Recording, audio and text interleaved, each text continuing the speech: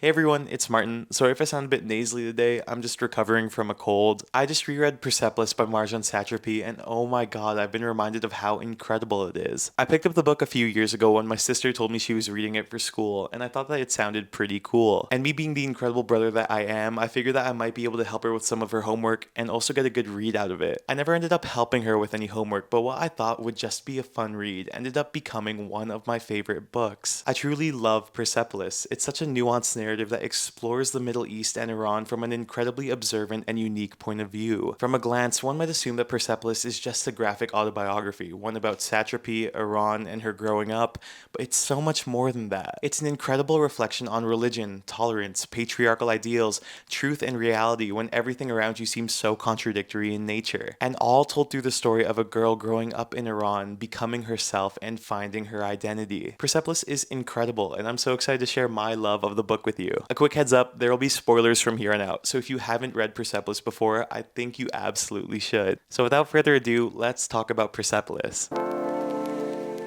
Persepolis follows the journey of Marjan Satrapi as she grows up in Iran during a time of incredible change. She experiences the 1979 Iranian Revolution. She lives through the Iran-Iraq War. And the story follows as she adapts to this new way of life and all the radical changes that have been thrust upon her. She does this all while simultaneously trying to discover her identity, her place in the world, her purpose, while also learning to understand and battle against ideas of justice, freedom, religion, and racism. There are four core topics that I want to explore with regards to Persepolis, and those topics are education, resistance and justice, and humanity. To me, these are the four most important and apparent themes throughout Persepolis that enable Satrapi to discuss how individuals can strive towards achieving freedom within their societies.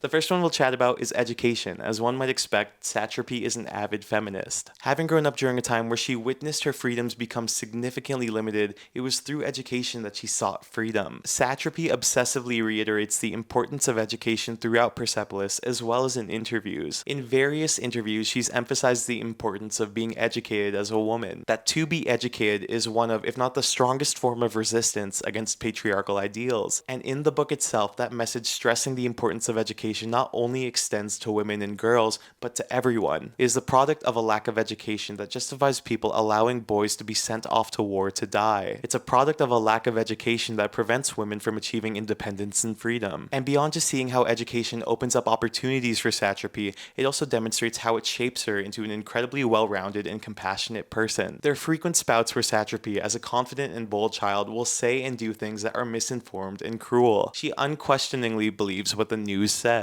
She hunts around her neighborhood looking for a little boy with DIY brass knuckles because she found out that that little boy's father had killed people. And it is through both being reprimanded by her parents and constantly being provided resources to educate herself that she is able to recognize the nuances of her situation and develop an admirable tolerance and patience for others. Satrapi never attributes what happens to Iran to a singular cause and recognizes it for what it is, a multifaceted issue. What resulted from the 1979 revolution and everything that followed suit was because of economic crisis. It was because of patriarchal ideals. It was because of foreign intervention from Americans and the British. And it is her education that has enabled her to depict Iran and her perspective of its history complexly.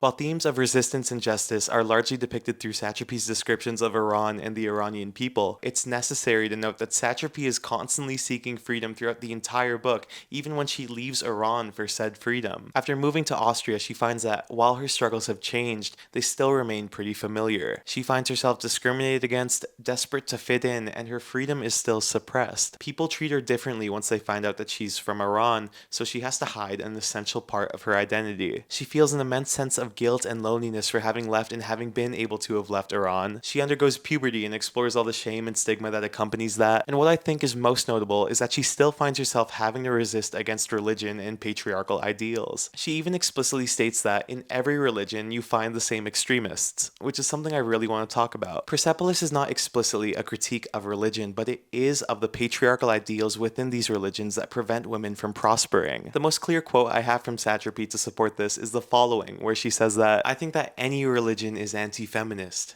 any religion. In the same way that Satrapy emphasizes any religion from this quote in Vogue, I think she applies the same frame of thought to Persepolis. While Satrapy certainly does resist against the government of Iran, she just as vehemently resists against the Catholic nuns who call her uneducated and uncivilized. She just as vehemently resists against her terrible landlord who calls her a whore. While the book certainly does explore religion, Satrapy seems more concerned with talking about the negative effects of patriarchal values on society and how those simultaneously inform and are informed by religion. Satrapy seems to argue that it is these patriarchal ideals that trickle down from men in power that manifest themselves within society that cause the largest problem for women. Beyond what's already been mentioned, we see this demonstrated numerous times throughout Persepolis, specifically in the form of women shaming other women. In Iran in the book, many women have just had many of their rights stripped away, yet it is still often women who perpetuate acts of violence against other women and speak negatively against other women. And while you think that that may change in Austria, Satrapy observes that those sentiments remain largely the same. And thus, while Persepolis certainly does explore how women and other people have resisted against the government in Iran, Satrapy's reason for that resistance seems to come more from a place of patriarchal resistance than it does from religious resistance. I wanted to save the most important message of Persepolis for last, and I don't think anything better prepares us for this discussion than this quote from Satrapy. I was brought up with the idea that you are a human being. They never told me you are a girl or you are a boy.